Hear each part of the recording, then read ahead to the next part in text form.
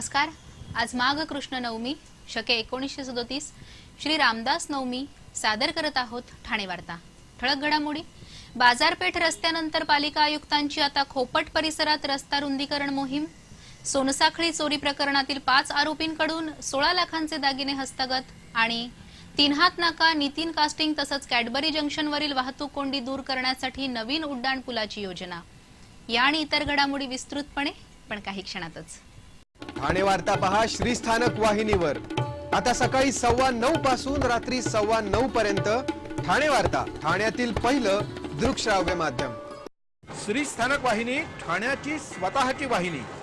ठाण्यातील घडामोडी, कार्यक्रम, वादविवाद, अगदी गाणी, नाटक याचा आनंद घर बसल्या पहा श्रीस्थानक वाहिनी। आपल्या ठाण्याचं हक्काचं व्यासपीठ श्रीस्थानक वाहिनी।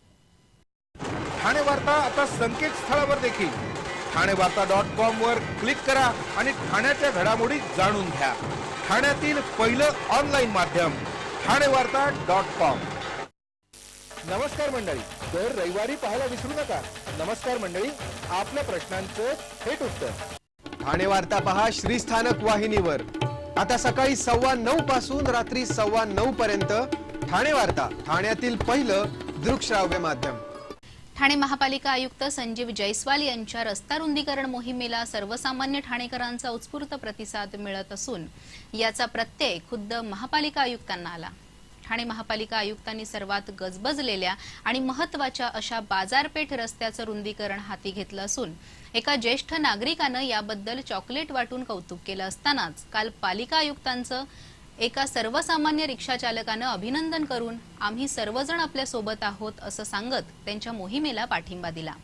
बाजारपेठ रस्त्यानंतर पालिका आयुक्तांनी खोपट परिसराकडे आपला मोर्चा वळवला असून काल त्यांनी 3 तास खोपट परिसरात पाहणी करून रविवारपर्यंत बाधित होणारी बांधकामं स्वतःहून काढून घेण्याचं आवाहन केलं आहे।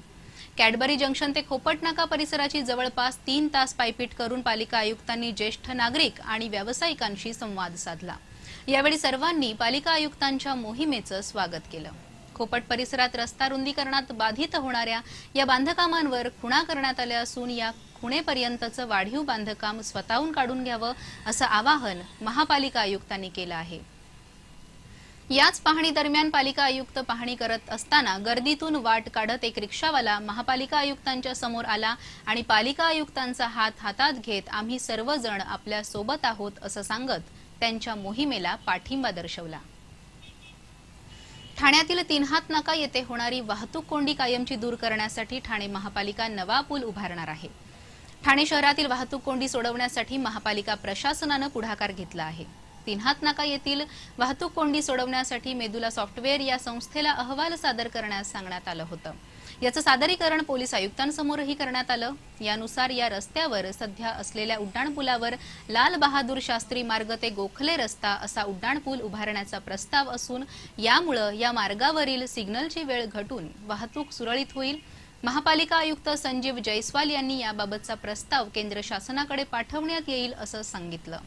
याचप्रमाणे नितीन कंपनी आणि कॅडबरी जंक्शन येथेही रॅम्प उभारून नागरिकांना सुविधा उपलब्ध करून दिली जाणार आहे।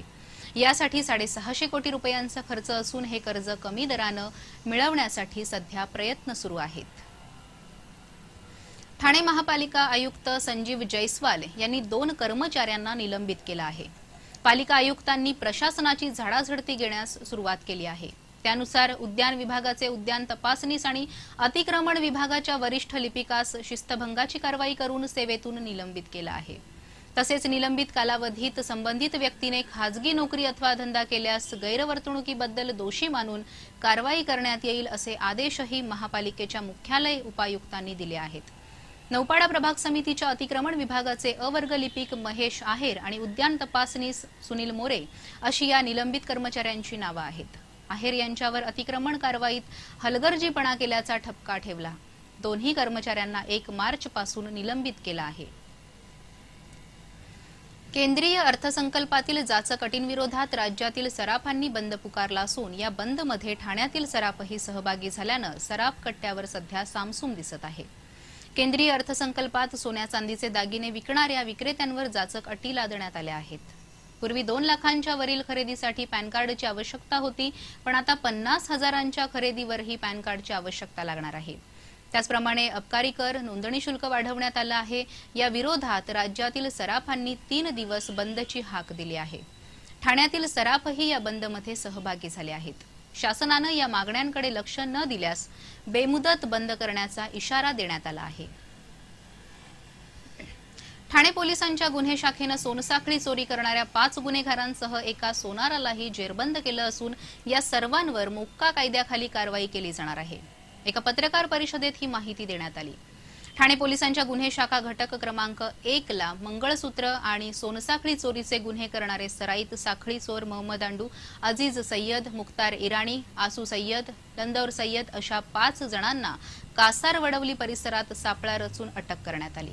या आरोपींकडे चौकशी करता चोरी केलेलं सोनं खरेदी करणाऱ्या घाटकोपर येथील कांतीलाल शहा या सोनारासही अटक करण्यात आली.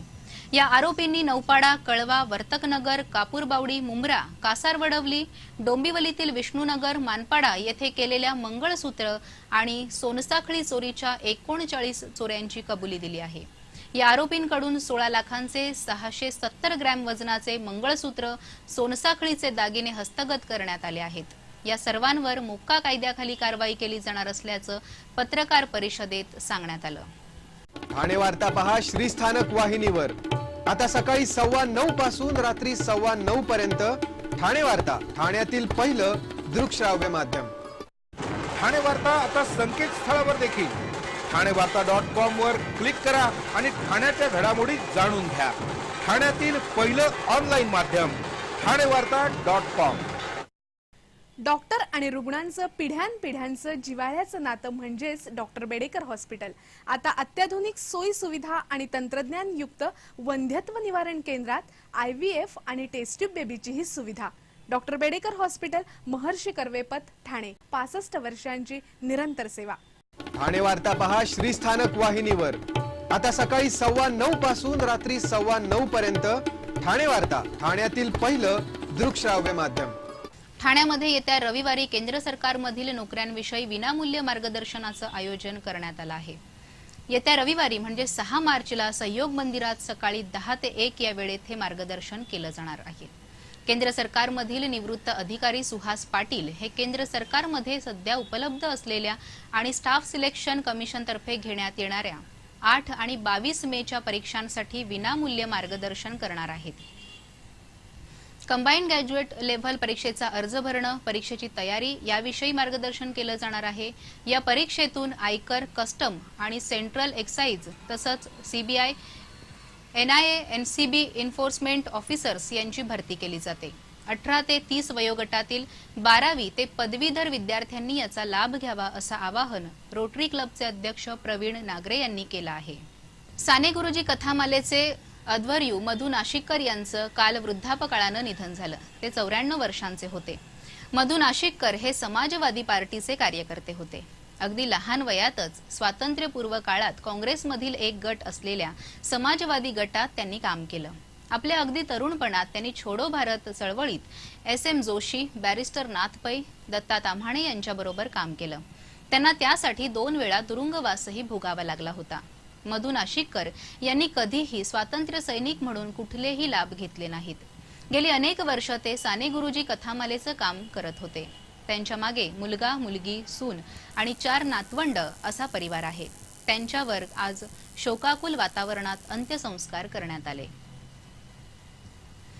पत्रकारांसाठी शासकीय योजनांचा पुरेपूर फायदा करून घेण्यासाठी आकस्मिक मृत्यू होणाऱ्या पत्रकारांच्या कुटुंबियांना भविष्यात 3 लाख रुपये मदत मिळवून देणार असल्याचं विधिमंडळ वार्ताहर संघाचे अध्यक्ष आप्पा भानुशाली यांनी ठाण्यात बोलताना सांगितलं. ठाण्यातील दिवंगत पत्रकार रतन भौमिक यांच्या शोकसभेस भानुशाली उपस्थित होते. त्यावेळी ते बोलत होते.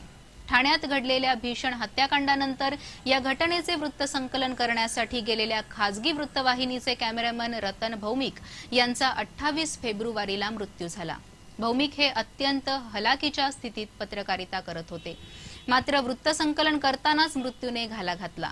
यावेळी उपस्थितांनी भौमिक यांच्या आठवणींना उजाळा देत त्यांच्या कुटुंबियांसाठी आर्थिक मदतीचे आवाहन केले. घाडीगावकर यांनी 25,000 तर इतर सदस्यांनी मदत निधीला हातभार लावला.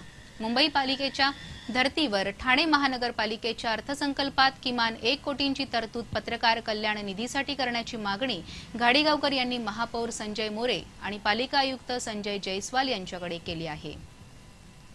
यावेळी भानुशाली यांनी शासनातर्फे 1 लाखाचा निधी देण्याचे मुख्यमंत्र्यांनी मान्य केल्याचे सांगून भविष्यात अशी आपत्ती घडल्यास हाच निधी 3 लाख करण्यासाठी पाठपुरावा करणार असल्याचं सांगितलं। तर पत्रकार संघाचे अध्यक्ष संजय पितळे यांनी भौमिक यांच्या कुटुंबियांपैकी एकाला नोकरी आणि भौमिक राहत असलेल्या ठिकाणच्या रस्त्याला त्यांचे नाव देण्याची मागणी केली।